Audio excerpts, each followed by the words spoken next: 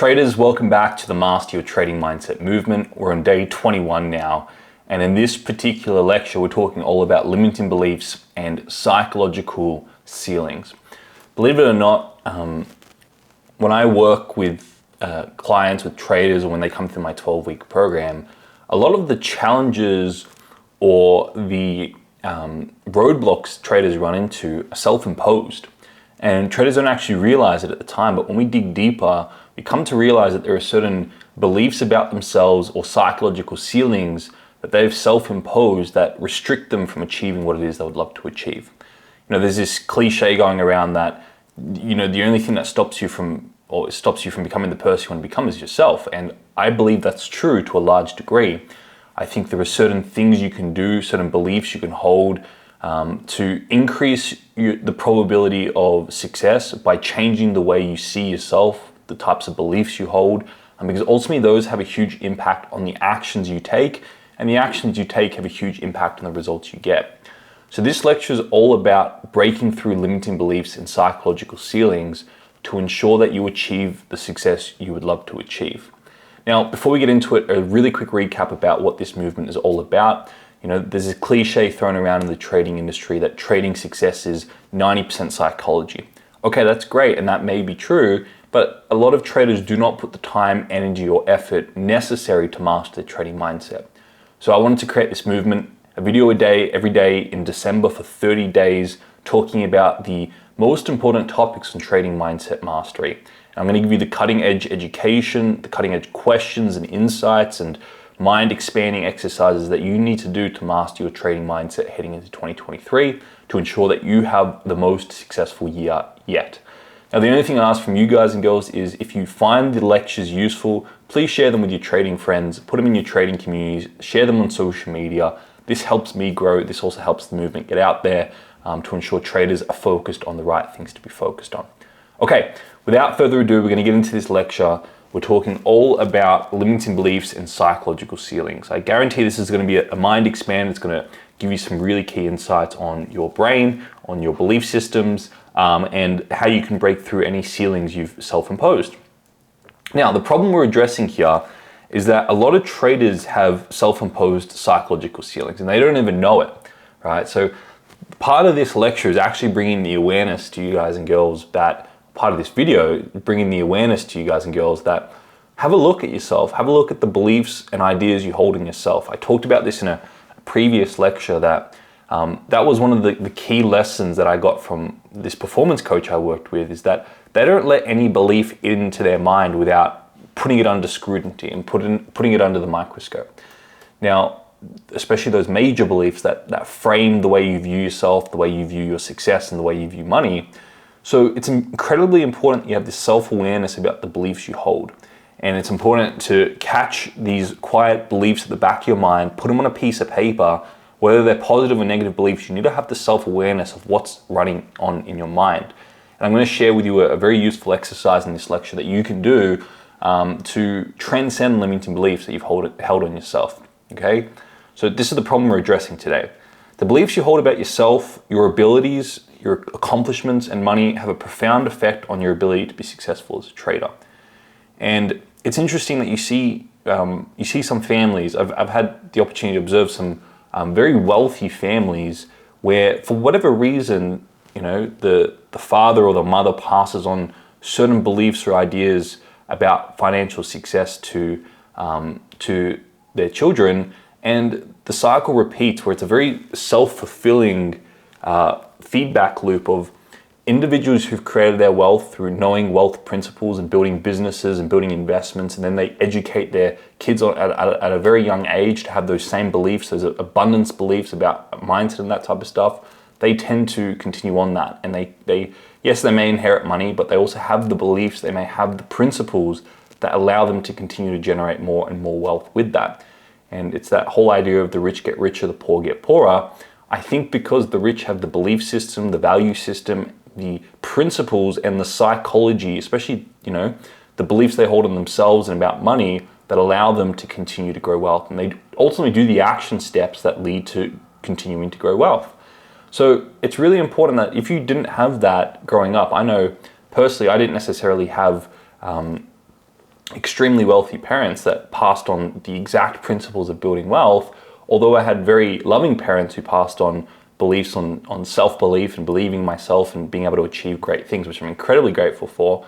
But you can adopt these beliefs, and you can start to embody these beliefs throughout your life, no matter where you are in the journey. Okay, so the beliefs you hold about yourself, your abilities, and money specifically, we're going to talk a little bit about your beliefs towards money, have a profound effect on your ability to be successful as a trader. Why? We're going to touch on this later. But ultimately, your beliefs impact your actions. Let's say, for example, if you just have the belief that you can do a certain thing, chances are you're going to be more likely to follow through and do the actions to actually go off and accomplish that. And because you're doing the action steps, you're going to get the results. And because people see you having those results and people frame you in a certain way, and you see yourself accomplishing those results, it positively impacts and reinforces the belief you have on yourself to accomplish things, and it becomes a self-fulfilling prophecy almost. Okay? But if you have a certain belief that, I can't do that particular thing, you're not even going to try to do that particular thing. There's going to be no action, there's going to be no follow through. As a result, there's going to be no results, and people are going to see you not having those results. They're going to frame you in that way. You're going to see yourself not having those results. It's going to reaffirm this negative feedback loop of I can't achieve that particular thing, which reinforces that belief within yourself. So it's really important to be aware, and it's really important to have the proper tools and insights to be able to transcend these type of belief systems you hold in yourself. Now, many traders hold conscious, or here's the thing, unconscious beliefs about their abilities that ultimately hinder them. Usually the beliefs are unconscious. You're not even aware of them. You become so comfortable and you become so immune to running these thought processes in your mind that you never question them. You never put them under the microscope. And like I mentioned, part of this video is actually bringing you the self-awareness to do that, to start doing that, because it's crucial. It's not about never having limiting beliefs or never having beliefs that hinder your ability to follow through with certain actions, but it's about having the skill set to be aware of what type of beliefs you have in your mind and have the processes and tools to be able to go in and address them. Hopefully this lecture is going to be part of that. I talk about transcending limiting beliefs in detail in my 12-week program. I dedicate a whole week in week 8, and I give you the tool to be able to go in there and identify and transcend these limiting beliefs. I'm going to give you part of that in this lecture, but if you resonate with this, check out the free 7-day trial to the 12-week program. That's a game changer, things you'll learn in there. Okay, and like I mentioned, your beliefs lead to certain actions which lead to certain results, which then ultimately reinforce beliefs. So if you have constructive beliefs there about what you can do and what you can accomplish, your actions are going to follow suit, and so are your results. If you don't, you're not going to follow through, you're not going to have results that's going to reaffirm the belief that you can't even accomplish that thing you want to accomplish. Okay, now limiting ceilings and limiting beliefs are created in many different ways. I want to bring some awareness here on how they can be created. The first one is through what is referred to as a superego. This is what Sigmund Freud talked about, Sigmund Freud, however you want to pronounce it. He talked about the superego, where we have certain individuals in our life, usually the parents, mum, dad, usually the mum is the first superego, or the individual who played the mother role is the first individual we subordinate to in our life. And then it's the father or whoever played the father role. And then as we go into society, it becomes teachers, it becomes mentors, it becomes other individuals we look up to and we admire. The superego, pretty much what it is we put someone up on a pedestal, we think they have something we don't, and what ends up happening is we self-minimize and we inject beliefs and we inject their values and priorities into our life. Now, this happens very quietly, you may not be consciously aware of it, but every individual has superegos and injected beliefs and injected priorities from other individuals. So it's really important to recognize the individuals that you've subordinated to in your life and you've injected beliefs from. And so crucial to be aware of this, especially towards your parents. The parents is the big one because it happens so early in childhood when the brain is still developing, and a lot of very young individuals, infants, don't have the self-awareness to be aware of what type of information is going into their brain. Unless you start watching my lectures at 2 years old, which very few people do. But it's important to understand that whenever we put an individual up on a pedestal and we admire them, we inject their values, we inject their beliefs into our life. And the way you're aware of injected beliefs or injected priorities to the superego is through the language you use. If you ever use language like I should be doing this, or I need to be doing this, or I have to be doing this, or I'm supposed to be doing this, Those are all indications of super egos and injected beliefs. It's not you speaking, it's you comparing your actions to some sort of authority you've given power to and expecting yourself to live according to their beliefs, their ideals, their standards, etc., etc. So you want to be aware of whenever you use this type of language. I should be doing this particular thing. I need to be doing this. I should be backtesting. I should be reviewing. I should be having, all this type of language is an indication you've injected beliefs from another individual, and you in your mind don't perceive that congruent with you just yet. If you perceive that congruent, you'll use different language like, I would like to do this, or I'd love to do this. So you need to be incredibly and acutely aware of the type of language you use, because that gives you an idea of whether certain beliefs or ideas or standards are injected or are congruent with who you are as an individual. Now, the breadth of information we can talk about on that topic is far greater than what we can cover in this YouTube lecture. If you want to learn more of this, jump in the 12-week program. I talk about that in depth there. But it's important to understand and catch whenever you say I should. And ask yourself, where did that come from? Where did I inject that belief or that idea from? And this starts to train the thought process of, you know what? I've been told my whole life I should be doing this particular thing, and I'm doing this action, or I'm not doing this action. I'm beating myself up because I think I should be doing it. Let me identify that a little bit. What's the action? Where did that come from? Who set that standard in my mind? Where did they get it from? Right? And you start to put this whole idea of these beliefs under the microscope, and you start to question them, which is so crucial. And this happens in many different things. Like I used an example in a previous lecture of a client of mine who said, I should be working long and hard hours to make money. And that's the type of belief they had about themselves and how you have to go off and make money. Now you have to understand that if you're a trader and you've scaled up, maybe you've got private investment, maybe you've got a significant amount of personal capital, maybe you've scaled up with some of the funding companies and you have $400,000 sitting there and you're risking $4,000 a position and you bank 3 to 4% position, that's $12,000 to $16,000 right there that you've made by literally sitting at your desk and not doing much. And majority of that is just the time invested in that is putting the position on, managing that position. So the time and energy spent to making that type of money is not that much, right? Now you have to understand, if you're doing that and you have the belief in your mind that I should be working long and hard hours, there's a contradiction there, and that's ultimately what creates stress. That's ultimately what creates this individual not feeling worthy for that type of money, and then finding ways to squander it, finding ways to spend it, finding ways to rescue people, to lose that money and not ultimately feel worthy for it. This is what we call a limiting belief, but truth be told, it's not a limit, it's just your brain acting the way it's been programmed to act. And once you have an awareness of that, you can start to reverse psychology. You can start to rewire, and you can start to work to find the root cause and put things in place to address it. So I'm not saying limiting beliefs are bad or ceilings are bad. Again, just like any emotion, they're a feedback of what the root cause actually is, and you need to go and address the root cause. So this client of mine had that sort of belief. They said, I should be working long and hard hours. Great. We asked the question, where did the should come from? And it was his dad who worked incredibly long and hard hours to make money and provide for the family. And you have to understand that that's an individual they've put up on a pedestal. They've injected beliefs. Now, whenever they make money quickly and easily, they're not going to feel worthy of that. Until you go and take that individual off the pedestal, like we've talked about in previous videos, like we're talking about the 12-week program, and you learn to respect these individuals in your life, but not inject their values or inject their beliefs or inject their priorities into your life.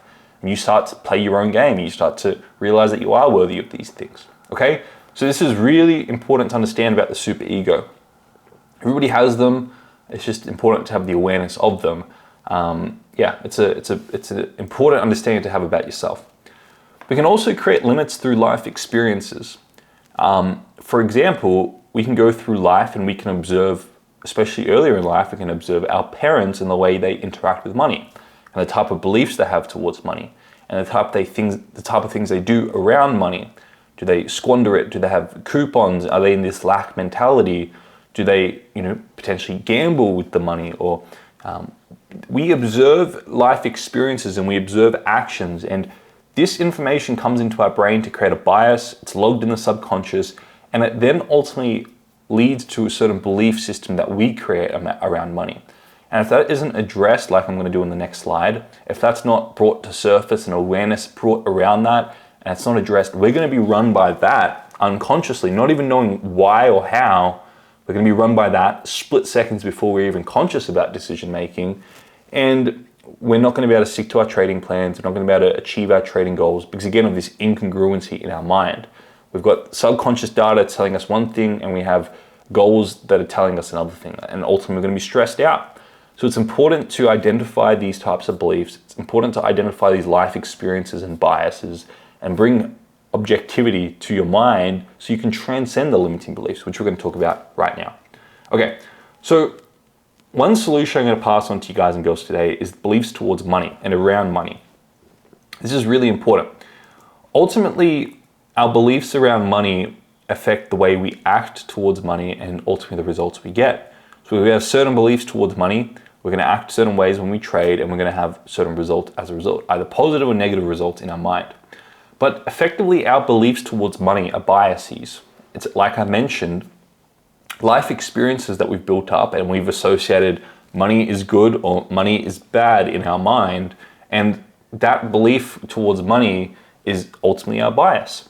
So the question I want to ask you right now, and take a second to do this, is when I say money is to you, what is popping into your mind? What comes up when we say money is? I want you to finish that sentence in your mind. Does your brain lean towards money is good, money is bad, right? What are the certain beliefs or ideas about money that pop up when we talk about money is, okay? So ask that to yourself, take the next 30 seconds to do that. It's really important. Write it down. What are the quiet things at the back of your mind, the quiet ideas or voices in the back of your mind that says what money is in your mind? What's your belief around money? 30 seconds to do that, okay? When I take a sip of my coffee.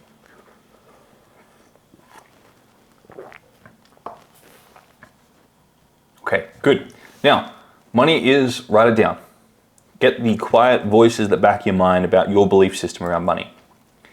Now, if we go off and we have this belief system, this bias that money is good or money is bad, either polarities towards money is either good, money is bad. Now, we could have, a Christian or Catholic upbringing where they talk about money is the root of all evil, or, these types of beliefs towards money can have an effect on the way we go off and interact in the market. So it's really important to identify what are these belief systems we have around money? What are the belief systems that I got from my parents around money? Or maybe we have this idea that money is all good. We have to sacrifice our life for money, right? So it could be either or. Maybe you saw your parents argue around money, and that was potentially a root cause in your mind towards them going through a divorce or something like that. So you could have this certain belief or bias that money causes poor relationships or money splits relationships. So we could have, based on all these different experiences, we can have certain beliefs or ideas around money. Now, any imbalanced belief towards money, either it's good or it's bad, will run us. And what's going to happen is if we think money is good, we're going to sacrifice ourselves, our lives, in order to make money, and we're going to fear losing money, right? And we're going to be impulsive towards getting money, and we're ultimately going to be run by money. We're not going to be in control. We're not going to be in charge of money. Because money is a tool at the end of the day. You don't want it to run you. You want to learn how to master it. So too, if we think money is good, is bad, then we're going to fear gaining money. We're going to be run by money because we're going to try and avoid it. And again, we're not going to be objective. We're not going to be able to accumulate a great deal of money because objectively, those who have more money have a higher standard of living. They've got access to greater education, greater health care, better foods, better oxygen, better training, better cooks, right? So better education for their kids, for their children, right? So objectively, having more money in our life can help empower the 7 areas of life to a higher degree. So it's wise to set something in place to make more and more money. But any belief towards money, either it being good or it being bad, that's in balance is going to run us. We're not going to be in control, money's going to be in control. So whatever beliefs you wrote down about money that are either good or bad, you want to itemize those and you want to prioritize the list. If we have this belief that money is all bad or it destroys relationships or it's the root of all evil because this is just some programming that we got through life, or that we need to sacrifice our life, we need to sacrifice our 20s and 30s to make money. And we need to sacrifice our life, our relationships, our enjoyment, our travels, all that type of stuff to make money, then these are imbalanced beliefs that we've injected from somewhere. Now you can even go one step further and write down next to that where you've injected this belief from. Maybe you know it was a certain parent, or maybe you know it was a certain individual or mentor that you've learnt off, or a certain book you've read it in, or a certain individual you've observed throughout your life. Okay? So you want to write down all the imbalanced beliefs you have towards money. Now, I mentioned above that our beliefs are pretty much just like biases, which means that in our mind, what's happened is we've planted a seed of a particular belief, and then we've had confirmation bias to only let in information consciously that supports that belief. And we split that information and we disregard in our unconscious the other side of that information. And we only find information to support that belief. So the next exercise here is you want to bring balance to your mind and break your bias by finding evidence of the opposite. For example, this individual, this client of mine who had a father who said that you have to work long and hard hours to make money. The exercise as that example, what you would do is you'd go and find the opposite of that is making a lot of money. Would ask in your mind, what's the opposite? Well, in their mind, it could be making a lot of money quickly and easily, right? So they would go and find evidence in their life to find and support that belief of when they've observed their dad or when they've observed themselves making money quickly and easily. And what they started to do is they started to bring objectivity to their mind around this belief, and they realized that both have been present in their life. Making money through long and hard hours has been present, but also making money quick and easily has also been present in their life, especially observing the dad when he's done that to ensure that he sees that the dad has both, and you break that bias. And what you start to do when you bring objectivity to your mind about these particular things is you start to give less power to that overall biased belief, and you start to see it for what it actually is. Now, for example, if we think money is the root of all evil, a great example is money ruins relationships. That could be a certain belief or a certain experience that you've perceived in your life. You want to go and find evidence in your life where money has brought relationships together, or money has helped relationships. And what you're trying to do is you're trying to find evidence of the opposite in your life to bring more objectivity to that belief, until you start to transcend the labels of money is either good or money is bad. Because the truth is, money is neither good nor bad. It's just a tool. It's a means of fair exchange. You know, money was brought around, if you have a look at the roots of money, money was brought around when individuals needed to trade with other individuals, but they didn't have, for example, if you had a shoemaker and you had a farmer in a particular village hundreds of years ago, if both wanted each other's services, they could exchange services. But there'd come a point where, you know, the shoemaker would want more food, but the farmer wouldn't want more shoes. So a new form of fair exchange had to be brought in to ensure that the shoemaker could still get food from the farmer. It was something that everybody agreed on the value on, and it helped facilitate fair exchange between two individuals. So money is neither good nor bad, right? If you look at the root of it, it's a neutral means of fair exchange. But throughout our life, throughout our experiences, throughout our upbringing, we get inundated with so much crap and so much bias around it, mainly because of people's experiences, and we start to polarize money one way or the other. By bringing objectivity to money and seeing it for what it truly is, neither good nor bad, by doing this exercise to bring balance to your mind, you start to see money for what it truly is. You start to transcend these lopsided beliefs around money, and money is no longer in control of you, but you're in control of it. And you go back to your processes, you go back to your plan, and you objectively make the wisest decisions possible. Okay? Now, by the way, this can be used for any belief you have towards yourself or other individuals. It's about bringing balance to your mind about these particular things. If you have a certain belief towards yourself about your success in relationships or something like that, and you've created this one-sided belief, it's a bias, you want to find evidence of the opposite. If, for example, you have a belief around yourself that you're lazy all the time, which is a bias, you want to go and find where you're the opposite, where you're active or you're disciplined. And what you'll find is that you're disciplined towards things that are of value to you at that point in time, and you're lazy to things that are of not of value to you at that point in time. And it's our value system and our priority system in that particular point in time that drives certain actions. Okay? So So bring objectivity to your mind, especially around your beliefs towards money. You've got a list of beliefs, imbalanced beliefs. You want to go and find evidence of the exact opposite of those beliefs. Okay, if you perceive your dad only made money through long and hard hours, you want to find where he's done the exact opposite, right? And you want to go and, if you perceive yourself doing a certain thing, you want to find exactly the opposite. If you have a belief towards money is bad, you want to go and find where money's been good.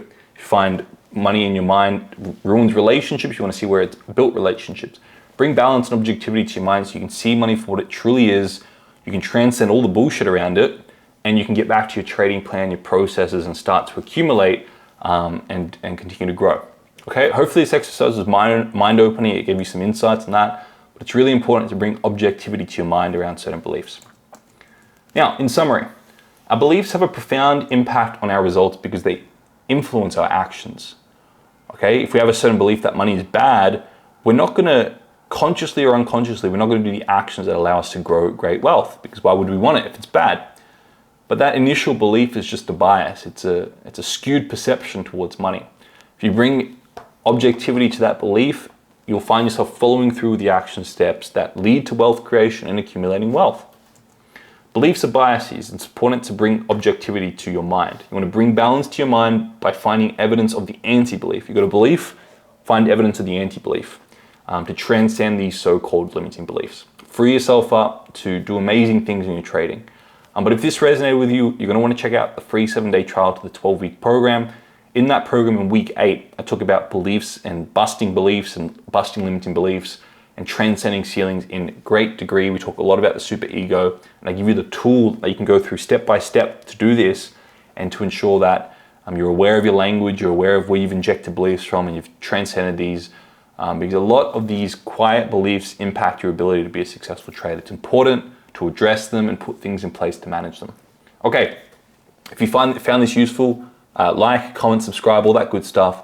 Share this video with friends that you know would find benefit from it. I look forward to seeing you all tomorrow in the next day of the Master Your Trading Mindset movement. Cheers, guys.